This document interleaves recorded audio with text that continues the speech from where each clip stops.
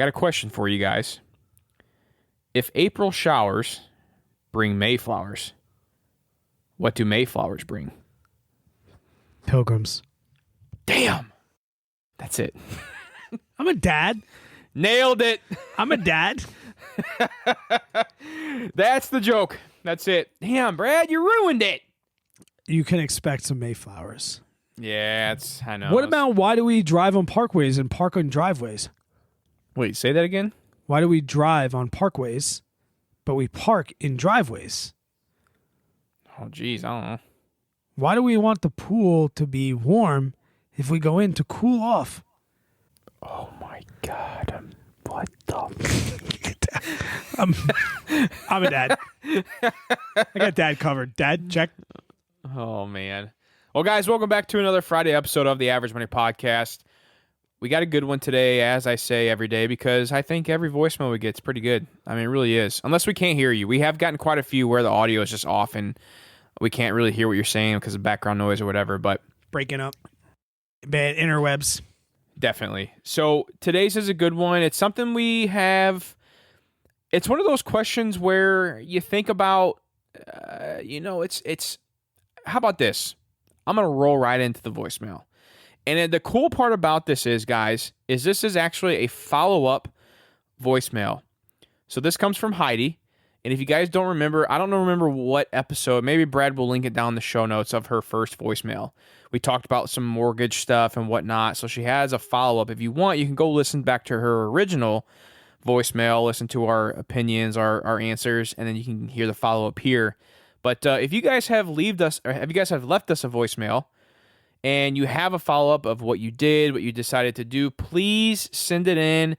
You don't even have to answer a question. Maybe Brad and I will just do some commentary on whatever happened. But that would be cool, though, to start hearing like follow-up voicemails from the original. So today's voicemail comes from Heidi. Hi, Brad and JJ. It is Heidi again. I did leave a voicemail before. I was paying off the mortgage versus investing more for retirement. A little update on that. We did just refinance to a 10-year, and we are hoping to have that paid off in 5 just before my 40th birthday. We're maxing both of our Roths, and we are opening up custodial accounts for my boys. So if you remember, I do have 4 little boys, so life's a party. They are 9, 7, 6, and 3. I did get the accounts open for them in Vanguard. Now that I'm there, though, I'm feeling a little lost as to what next steps are. So I would love to have some age-appropriate conversations with them. Want to get them started in the right place. We're not going to be able to throw that much at it, but really interested in seeing you maybe help explore the next steps here. So if I haven't already told you a million times on Discord and through the other voicemail, I absolutely love the podcast. It's been life-changing for me and my family, and I tell everyone about it. So hoping you're all having a great day. Cheers. So first, what a way to bring in the big 4-0 with a paid-off mortgage. That's going to be awesome when they hit that. Congrats to you guys on setting that goal and potentially hitting it. That's insane. That's huge. I also got to say, Heidi, bless your heart, girl. Oh, thanks. I know what you're going to say. 4 boys. 4 boys. That's the Finn household, 4 boys. Oh, my gosh. I'm one of 4. So, dude, man. Where were you at in the lineup? I don't remember. Second. So Dominic was older than me. Okay.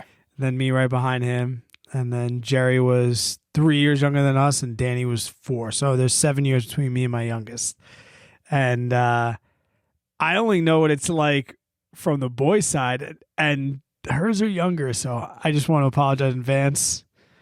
Dude.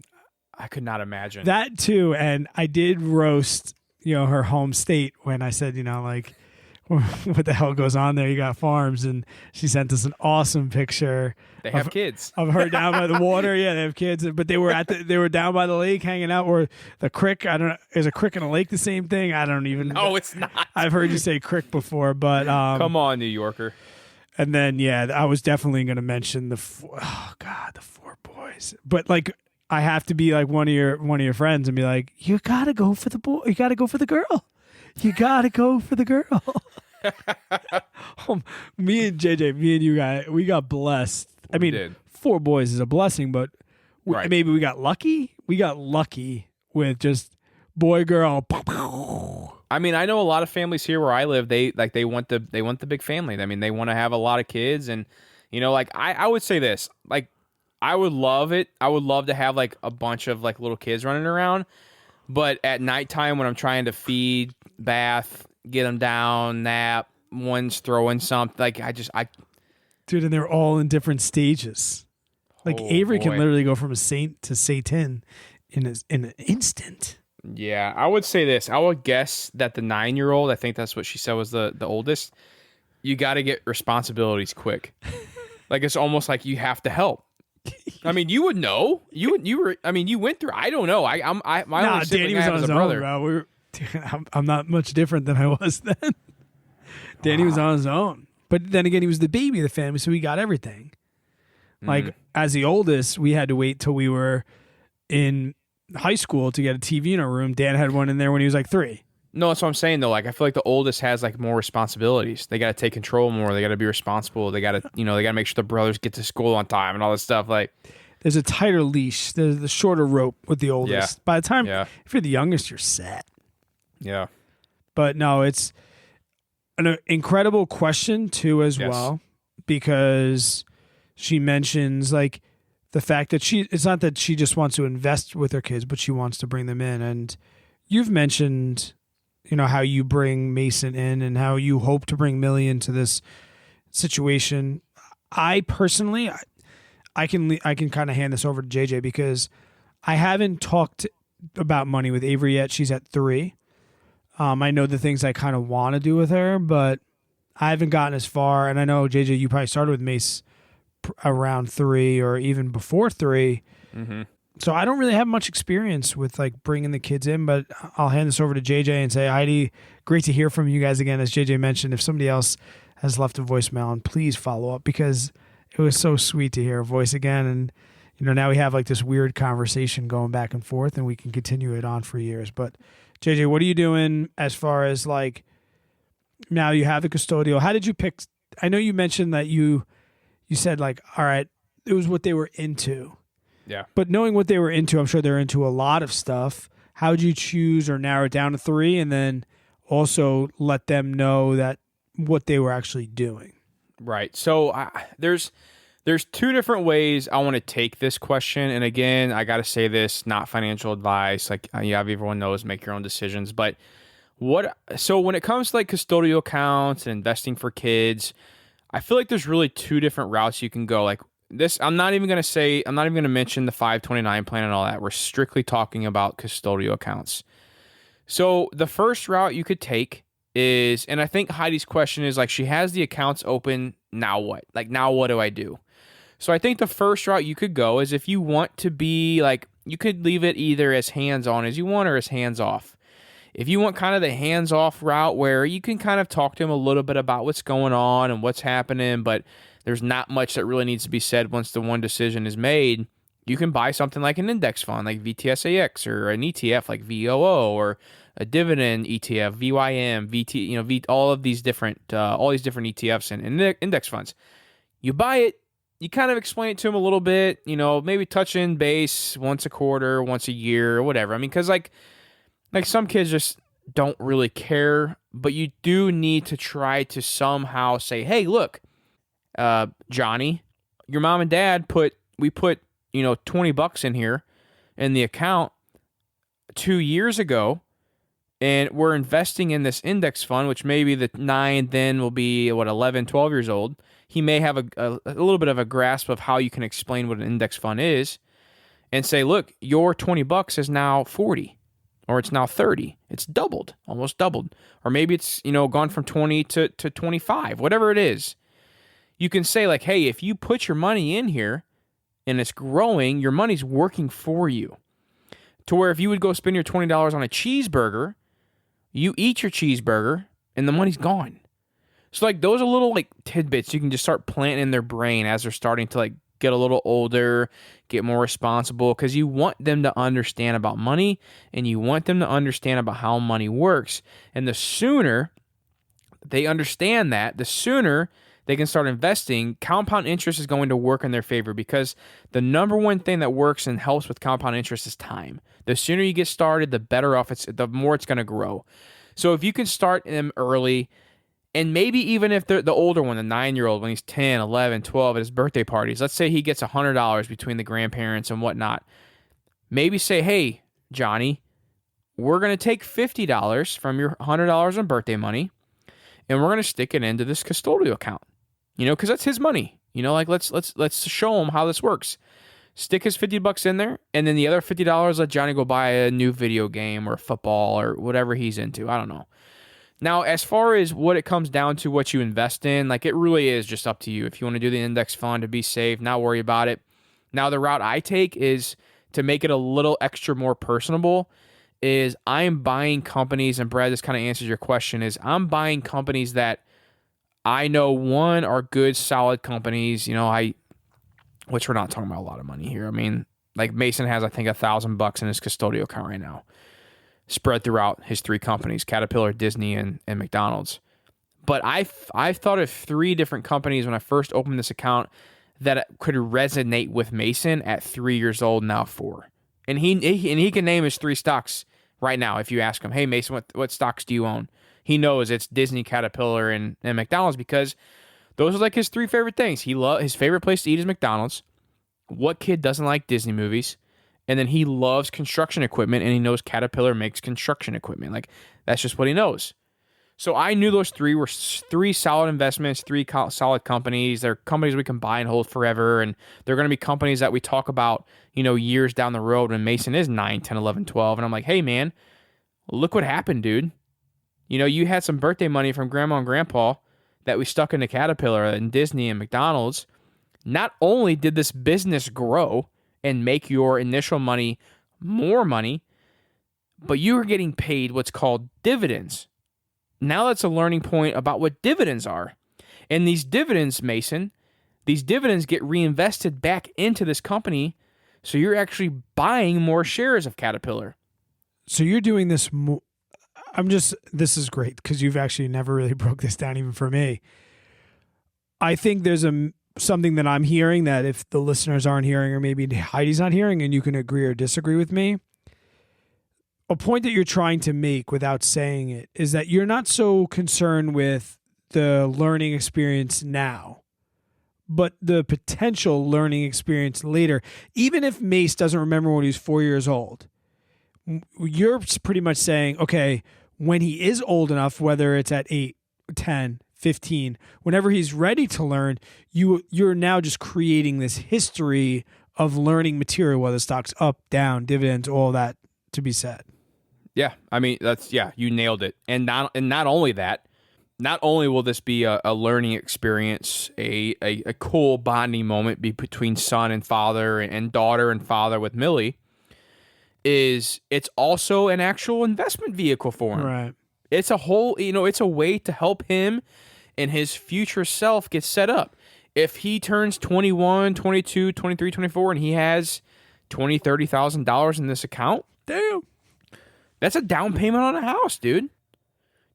Should Heidi be really worried about like the different ages of her kids and what they may absorb now? Or are you saying, hey, that you want to do something now, and then the learning or the educational piece for your kids might come later? I would say the 9-year-old I bet he's at the point where he can understand kind of really what's going on. Yeah. So, I mean, and maybe he's the one, and I can't remember the other age of the second one. Maybe take them too and like go through the process of saying, hey guys, look, this is what mom and dad are doing for you. Mm-hmm. Like, we're putting money for you guys to grow. Because like, I can remember stuff at 9 years old. Easy. Yeah. Easy. I remember learning points from 9 years old. And it's not just like you're going to just show them this one time at 9 and then that's it. They're done. Yeah. Like, this is something you go back on once a quarter. You go back on once a year. Maybe once a quarter would probably be good. Like, hey, Johnny, listen, your account was at $100 last year or last quarter. Now it's at $120. Your money made you $20 for doing absolutely nothing. And I know some like 9, 10-year-olds, if they understand the value of $1, which every 9, 10-year-old should, they're going to think about that and they'll be like, what? I made $20 for doing nothing? Like, that's like, those are the little tidbits. Those are the little seeds you got to plant at a young age. So when they do turn 18, 19, 20, 21, 22, maybe they didn't go to college or they did go to college, they're understanding the benefits of a dollar, how a dollar works, how you can make the dollar work for you. These are all things I'm going to be teaching Mason as he gets older. These are all things I want Mason to understand as he gets out to the real world because, let's be honest, folks, most of us had no idea how any of this worked. We're learning on the fly. So if we can be teachers to our students, aka our kids, and get them prepared way early in advance, one, not only are they going to have money that grows for them because they have this custodial account, even if it's $20 set up, in the beginning, but two, take it as a learning process. They're going to see as they get older, as they go through middle school, as they go through high school, this account's going to get bigger and bigger and bigger. And they're going to see that, wow, investing's pretty cool. They're not going to be scared. They're not going to be unknown. They're not going to be, how do I do this? Because or at least they'll know that they can reach out to mom and dad and ask them. Yes. Yeah. So like, I might not know what happened here, but I know my mom and dad did. So at least now that opens up a money conversation. Mm-hmm. And that money conversation is kind of like, I talked about how I see things happening with Avery. And if you have kids, you know that period of probably 2.5. Heard like girls talk a little earlier, so maybe 2.5. But everything I do, Avery says, Dad, what are you doing? Dad, what are you doing? Dad, what are you doing? And I know there's going to become a time where I'm ready to be like, actually, I'm investing some money. And she'll probably be like, oh, cool. And then run back in and finish Moana. But one day I'm going to say, oh, I'm investing some money. And she's going to be like, what's that? She's going to follow it up with a question I know is going to come. So the way I always see it is like leading by example. Doing things, even if I'm not doing it, even if I'm scrolling TikTok and she comes over, I'll just make it, this is the time. Mm-hmm. Like how I can't wait for the day that Brody says, Dad, do you think maybe we could possibly build a tree house? I'm like, I already got that lumber in the back. Been waiting since the day you were born. Let's build that freaking tree house. I just see Avery just being in that curious stage of 4 or 5, and then being like, oh, I'm buying companies. Do you want to own a company one day? And she'll be like, yeah. And then I'll be like, well, what are some companies that you love? And then she'll probably say things like Disney, or she might say like Moana, or she might say Elsa, but she's saying those things. Or I'll be like, what's your favorite thing to do? And she might say, I love playing soccer. And, we might go sporting equipment. Like, that's how I see it happening with me as far as like the educational piece, they ask so many questions. Why? And first off, if you're a new parent, I'll give you a little life hack here. To end the why saga, ask them a question in return. Why? Answer the question and give them one right back. There goes that story. There's a little dad life hack for you. You're like, but why are we going to school? Because we want to learn. Why? Because learning is power. Do you know what power is? Good night. End of the... Yeah. But that's what I want to use. I want to use their curiosity. And I think that's part of the reason why adolescents, as a high school teacher, adolescents don't care that much, because by the time you get to high school, which is part of the reason why I want to homeschool my kids, is all of your imagination has been taken away from you. Yeah. Imagination is called judgment in high school. So like as long as Avery's like, I want to get her before she stops asking me those why questions, and then we'll see what she likes. And if she doesn't like anything, but I never thought of it from the perspective that you just mentioned, even if, because I have Roth IRAs for my kids, as we talked into like, but I've never thought about having the conversation with Brody and being like, hey man, you quote bought this, I bought it for you. Yeah. But I started your investment to show you that you didn't even know about this. Here's what it started at. Here's what it is now. And that can happen many times over the more money you make and the more you live below your means, etc. Yep. So true, man. I mean, it also comes down to also like having grandparents and uncles and aunts. Like, the kids don't need 20 different toys for their birthday. We don't need to get into that. Dude, that would be a rabbit hole. That's so true. But I got to finish it real quick. Yeah. Talk to the family and say, hey, instead of maybe buying 6 toys, buy them one cool toy and then put the rest into their custodial account. Dude, my mother-in-law gave me $120 cash on Avery's birthday and said, I don't know. Because they'll ask me, and I will say like, or I'll say like, oh, you know what Avery wants for Christmas? She wants 1 month of daycare. That would be fantastic. No doubt, man. But people are always like, well, if you were one, what would you want? And I'm always like, I would want one share of Apple when I was one. Yes. So my mother-in-law like literally handed me $120. She's like, you always say that you want money to buy a share of Disney. I don't know how much it costs, but here's $120 towards a share of Disney. I love it. Dude, went right into her Roth IRA. She bought freaking Disney. And then I had to find $120 of work for her to do for my business so I could show her earned income. I love it. No, I love it big time. Actually, we just purchased Millie's first stock. I don't know if I've said this on the podcast or not yet. And I do like to turn it into something that they enjoy so I can kind of, steer it towards that. So Millie is really into any type of she loves basketballs, footballs, soccer balls, everything. She also loves shoes. She always goes to where our shoes are, and she loves putting them on her hands and walking around the house, putting them on her feet. She loves shoes. She's 1 year old. We bought her Nike sports shoes. Boom, perfect. We bought her Nike. We bought her one share. It was like $130, something like that. And whenever she gets money from grandparents, birthdays, whatever, I'll probably just build her position in Nike and just keep going, and we'll see what happens. But again, it's all about it's about two things, guys. It's the first one obviously is like having an investment account set up for your kids, and you don't have to do stocks. You can just do index funds, ETFs if you want to be safe. The second thing is I'm using this as a learning experience for my kids. I'm letting them see how the money works for them, how the money can grow. So, guys, I mean, that kind of wraps it up for today's podcast. I hope, Heidi, we answered your question on kind of what to do next for the custodial account. Props to you for opening up 4 different accounts for your 4 boys. Jeez. That still blows my mind. You have a wild ride coming, and I bet you wouldn't trade it for the world. I bet that's going to be some amazing memories that those boys will grow up and have, and the stuff they'll get into. I mean, I just imagine my brother and I mean, well, Brad, you probably know. You had 3 other boys you had to run around with. I want to share one thing too, Heidi, something fun. So my mom built a, quote, time capsule for us. And then when my youngest brother graduated high school, we all opened it. And it had weird things in it, like first person to get the cops called on him, first person to have a serious girlfriend, and they voted on us. And it was effing hilarious. Granted, it was my brother's graduation party. We were probably having a couple cocktails, the people that were over 21. But if you're thinking about something fun to do for your kids, even if it's not all in one day, start writing down you and your husband sitting around hey, who's getting locked up first? And then write that on there. That's such a good idea. Write it on there as a little time capsule. It was something that, and what I didn't realize with 4 boys, some of the things that went through their head, they were sick weirdos. I think it was first one to jump off the roof to see if they could fly. I was you guys were thinking about that? So do that. It's fun.